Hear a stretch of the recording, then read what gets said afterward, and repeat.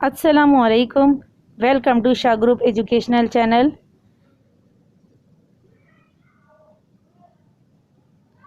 Class हमारे पास 10, subject हमारा computer. हमारे पास चैप्टर है problem solving and algorithm design. आज जो टॉपिक पढ़ेंगे हम इसी चैप्टर से रिलेटेड पढ़ेंगे। तो हमारे पास जो टॉपिक है वो है problem. A problem is a situation preventing something from being achieved. A problem can be a task, a situation, or any other thing. In simple language, a problem is a question which require an answer or a solution.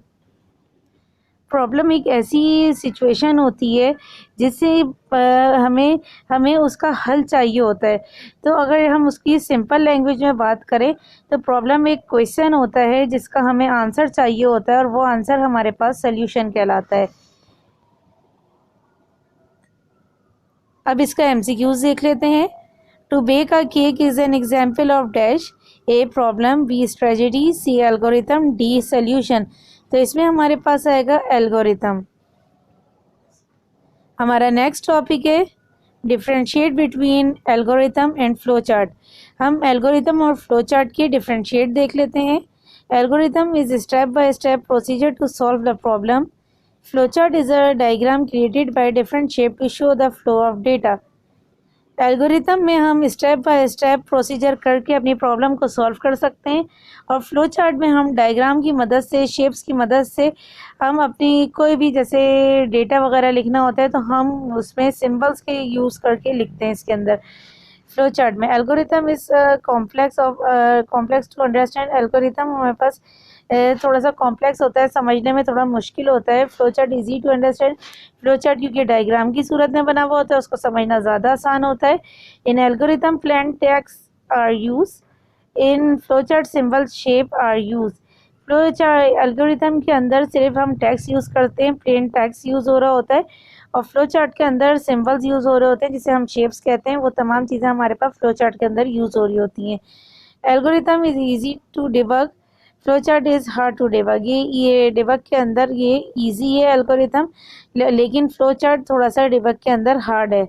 Algorithm is difficult to construct. Algorithm जो हमारे पास algorithm है उसको बनाना थोड़ा सा मुश्किल है। Flow chart is simple to construct. Flow chart के हमें सिंबल्स के बारे में पता होता है, किससे स्टार्ट हो रहा है, कौन सा प्रोसेसिंग है, तो इसको थोड़ा सा बनाना आसान है फ्लो चार्ट को। Algorithm does not follow any rule. Algorithm में हम कोई रूल फॉलो नहीं करते। Flow chart follow rules to be constructed.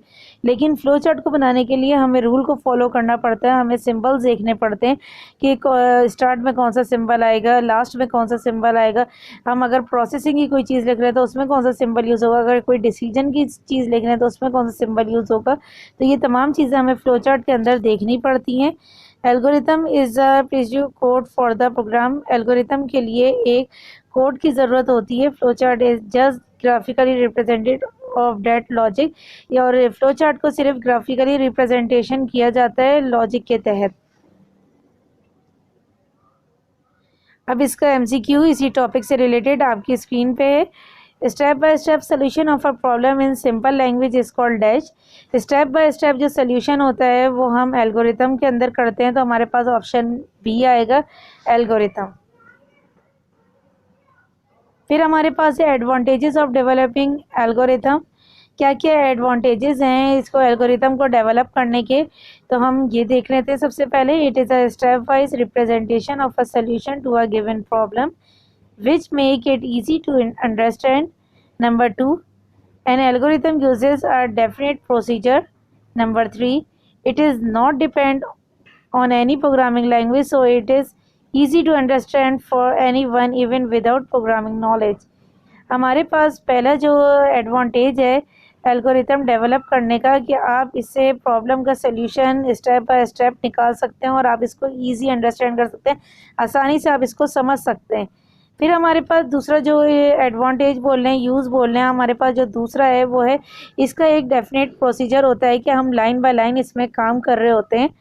Third हमारे पास है ये प्रोग्रामिंग के ऊपर, हमारे प्रोग्राम के ऊपर जो भी प्रोग्रामिंग कर रहे होते हैं, हमें इसकी अगर हम खाली एल्गोरिथम बना रहे हैं तो हम खाली प्रोसीजर लिख रहे होते हैं। तो इसमें अगर इसको बना रहा है तो इसको प्रोग्रामिंग की नॉलेज होना ज़रूरी नहीं है। आप विदाउट नॉलेज भी एल्गोरिथम स्टेप बाय स्टेप किसी भी चीज़ का कोई भी सल्यूशन देना, वो हमारे पास एल्गोरिथम कहलाता है। Multiple choice question, dash show the logic of a program graphically. जिस चीज़ को हम ग्राफिकली शो करते हैं वो क्या कहलाता है? ए डेटा स्ट्रक्चर, बी ग्राफ, सी एल्गोरिथम, डी फ्लो चार्ट। तो हमारे पास जो ग्राफिकली शो होता है, आपको पता है कि सिंबल्स में जो चीज़ शो हो रही होती है वो चीज़ हमारे पास फ्लो चार्ट कहलाती है। इसके बाद जो हमारे पास टॉपिक है वो है advantages of developing flow chart. It is easy to convert the flowchart into any programming language code as it does not use any specific programming language concept. Flow chart के अंदर हम कोई भी प्रोग्रामिंग लैंग्वेज को आसानी से convert कर सकते हैं, क्योंकि इसके अंदर कोई स्पेसिफिक प्रोग्रामिंग लैंग्वेज की ज़रूरत नहीं होती है कि आप इसके अंदर यही प्रोग्रामिंग लैंग्वेज यूज़ करेंगे। आप किसी भी प्रोग्रामिंग लैंग्वेज में इसको आसानी से कन्वर्ट कर सकते हैं।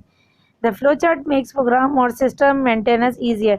फ्लो चार्ट में कोई भी प्रोग्राम बनाना, कोई सिस्टम बनाना और उसकी मेंटेनेंस रखना बहुत ज़्यादा आसान है, क्योंकि इसमें सिंबल्स में वर्क हो रहा होता है। Number 3, it make program develop processor easier. ये हमारे पास इसमें जो भी प्रोग्राम बनता है उसको प्रोसेस करना बहुत ज़्यादा आसान हो जाता है। हमारे पास मल्टीपल चॉइस क्वेश्चन है।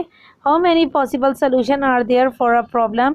हमारे पास एक प्रॉब्लम होती है उससे कितने सोल्यूशन होते हैं? ए मल्टीपल, बी 1, सी 3, डी 2। तो हमारे पास एक प्रॉब्लम के एक से ज़्यादा सोल्यूशन हम निकाल सकते हैं, मल्टीपल सोल्यूशन होते हैं। तो हमारे पास ऑप्शन ए आएगा, multiple solution. Thank you for watching. हमारे चैनल्स को सब्सक्राइब करें, शाह ग्रुप एजुकेशनल चैनल। अल्लाह हाफिज़।